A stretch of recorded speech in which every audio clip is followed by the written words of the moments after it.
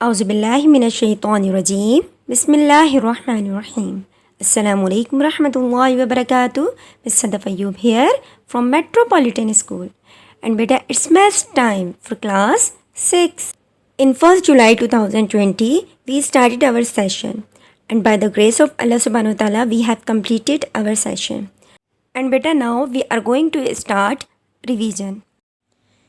Now बेटा we will start from exercise 1A में बेटा हमने क्वेश्चन नंबर 1, 2 एंड 3 किए थे, लेकिन बेटा इससे पहले हमने डेफिनेशन ऑफ सेट को समझा था. What is set? A set is a collection of well defined and distinct object. सबसे पहले बेटा सेट कलेक्शन होगी किन चीज़ों की? वेल डिफाइंड मीन्स जो क्लियरली डिफाइंड हो, और डिस्टिंक्ट मीन्स बेटा सेट में मौजूद जितनी चीज़ें भी होंगी वो एक दूसरे से डिफरेंट होंगी. तो बेटा किसी भी सेट में तमाम ऑब्जेक्ट्स जो होंगे वो वेल डिफाइंड होने ज़रूरी हैं. ठीक है, हमने ये समझा था कि सेट में ऑब्जेक्ट्स जो मौजूद हैं वो वेल डिफाइंड नहीं हैं तो वो सेट कंसीडर नहीं होगा इन मैथमेटिक्स. और बेटा इसकी प्रैक्टिस के लिए हमने क्वेश्चन नंबर 1 सॉल्व किया था. Pick out well defined set from the following. इसमें से बेटा हमने वेल डिफाइंड सेट्स को बताना था कि कौन से सेट वेल डिफाइंड है. Number 1, A is equal to days of week. अब देखें डेज ऑफ वीक क्या ये वेल डिफाइंड है? आपके माइंड में फ़ौरन क्या आया?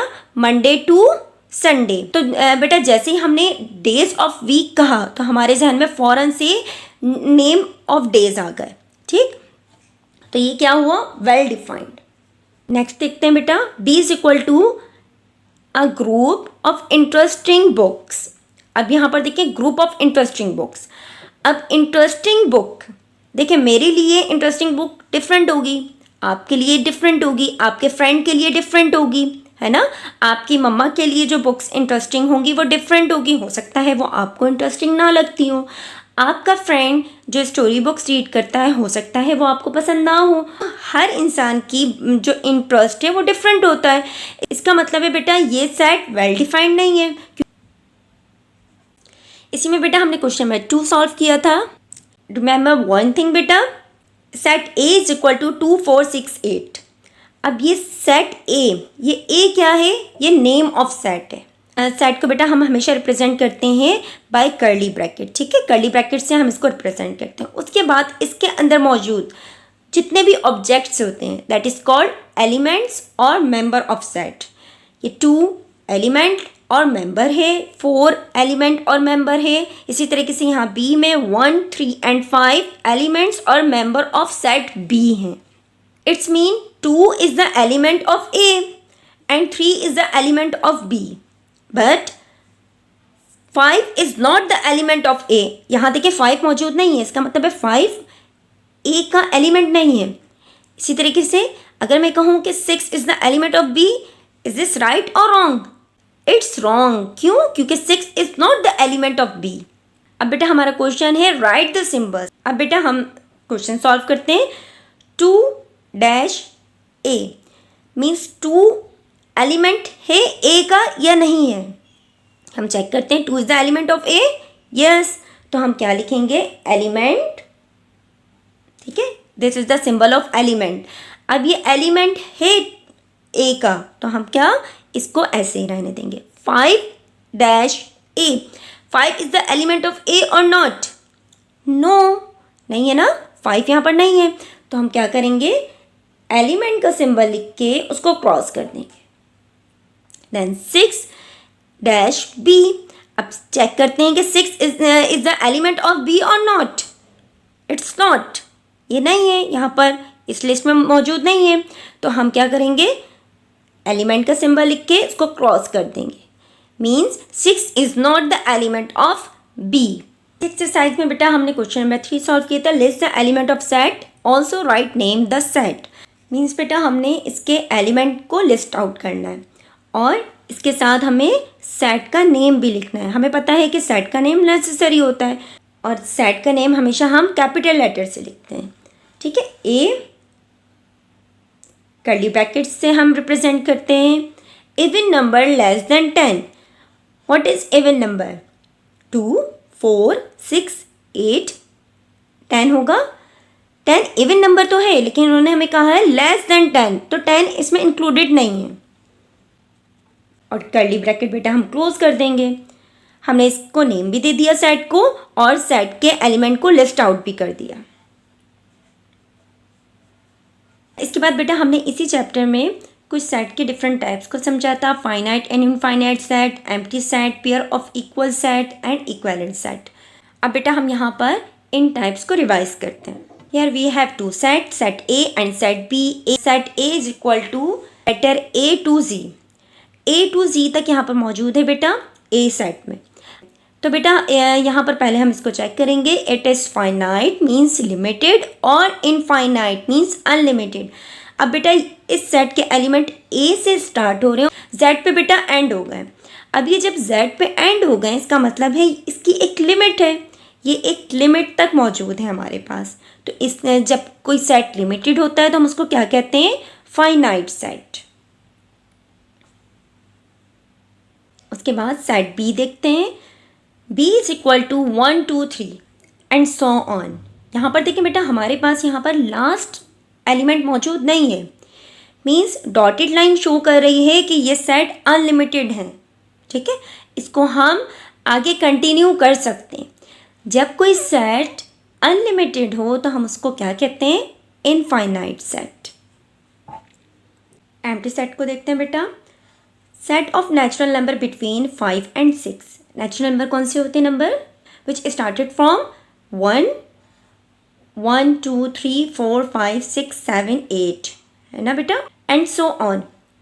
अब यहाँ पर कह रहे हैं set of natural number between 5 and 6। 5 and 6, 5 के तो फ़ौरन बाद 6 आता है। क्या 5 और 6 के बिटवीन कोई नंबर होता है?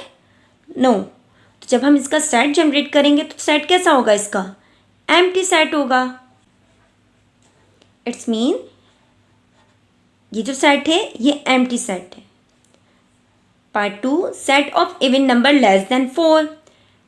4 से लेस देन इवन नंबर कौन सा होगा? 2, है ना। 2 इवन नंबर होता है और लेस देन 4 भी होता है। तो बेटा जब हम इसका सेट लिखेंगे तो क्या इसमें एलिमेंट मौजूद होगा? यस, 2 होगा इसमें, है ना। तो ये एम्प्टी सेट नहीं है। अब देखते हैं pairs of equal set. Here we have 2 sums. A is equal to A B C and B is equal to 1 2 3। बेटा सबसे पहले हम इन दोनों के एलिमेंट काउंट करेंगे। A has 3 elements and B has also 3 elements. लेकिन क्या इनके एलिमेंट सेम हैं? यहाँ पर A B C है और यहाँ पर 1 2 3 है, मीन्स ये एलिमेंट जो है ये चेंज है। It's mean A is not equal to B। और हम इसको कैसे लिखते हैं? A is not equal to B। Then part 2A is equal to ABC। A has 3 elements ABC and B has 3 elements ABC। क्या इन दोनों के एलिमेंट बिल्कुल सेम है? यस, बिल्कुल सेम है। यहाँ पर भी ABC है और सेट B में भी ABC है। तो बेटा ये क्या है? Equal set. और हम इसको लिखेंगे A equal to B। Now move forward the next type। Here we have 2 sums। Part 1 is A is equal to A B C and B has 3 elements 1 2 3। बेटा इक्विवेलेंट सेट में बेटा हम सिर्फ ये चेक करते हैं कि नंबर ऑफ एलिमेंट सेम है या नहीं। इक्वल सेट में हमने ये चेक किया कि नंबर ऑफ एलिमेंट सेम हैं, उसके बाद फिर हमने एलिमेंट्स को चेक किया कि एलिमेंट्स भी बिल्कुल सेम है या नहीं है। लेकिन इक्विवेलेंट सेट में हम सिर्फ ये काउंट करेंगे कि नंबर ऑफ एलिमेंट कितने हैं। A has 3 elements and B has also 3 elements। It's mean A equivalent to B। और इसको हम किस तरह रिप्रेजेंट करते हैं बेटा? A equivalent to B। And part 2 is A is equal to 1 2 3 4। A has 4 element and B has 3 elements।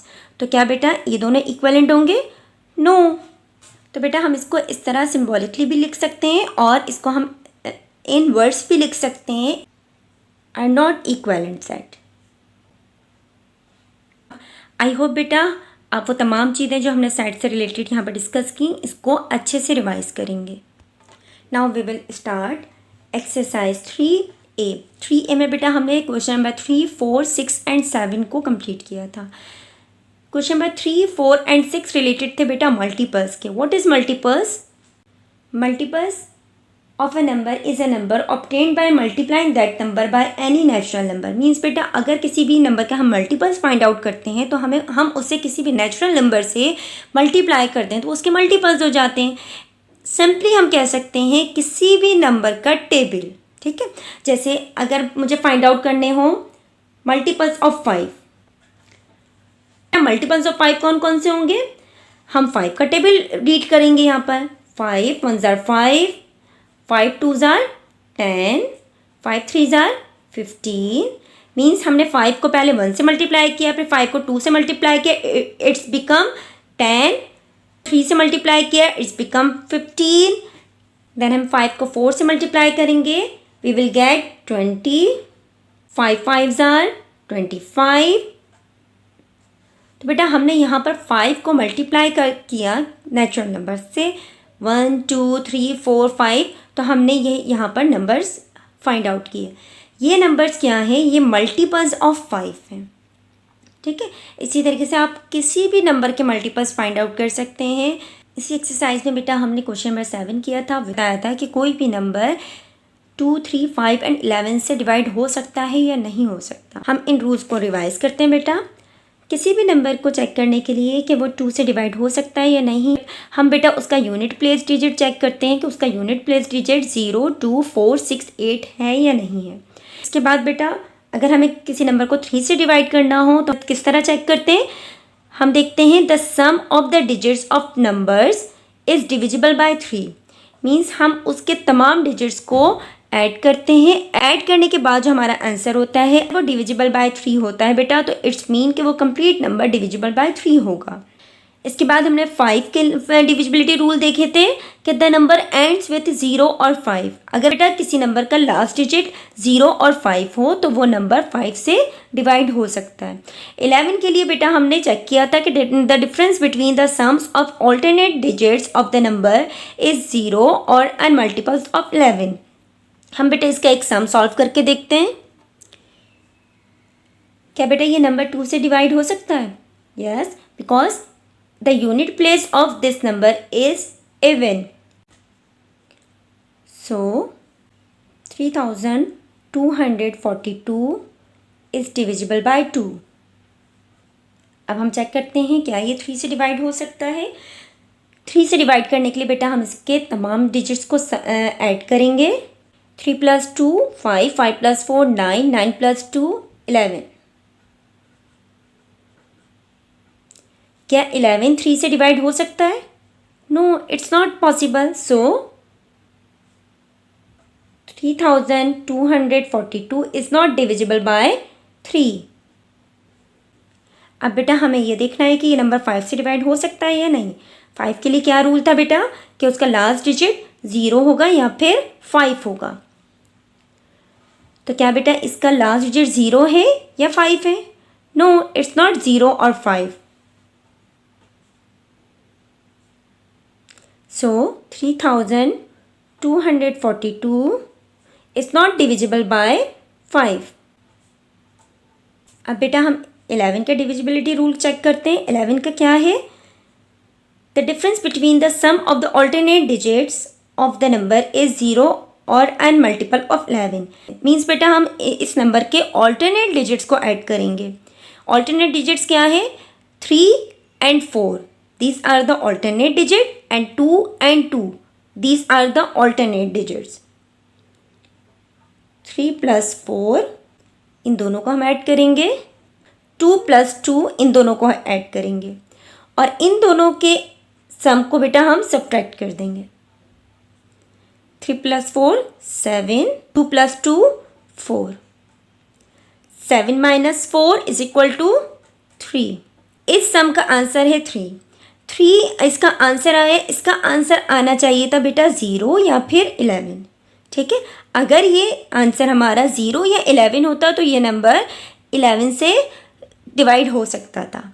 अब हम क्या लिखेंगे? सो 3242 इज़ नॉट डिविजिबल बाय 11। तो बेटा हमने देखा कि 3242 2 से डिवाइड हो सकता है, 3 से डिवाइड नहीं हो सकता, 5 से डिवाइड भी नहीं हो सकता और 11 से भी डिवाइड नहीं हो सकता. Alhamdulillah, we have completed our first revision class. You have to do some practice question by yourself. Take care of yourself and your family and remember us in your dua. Allah Hafiz.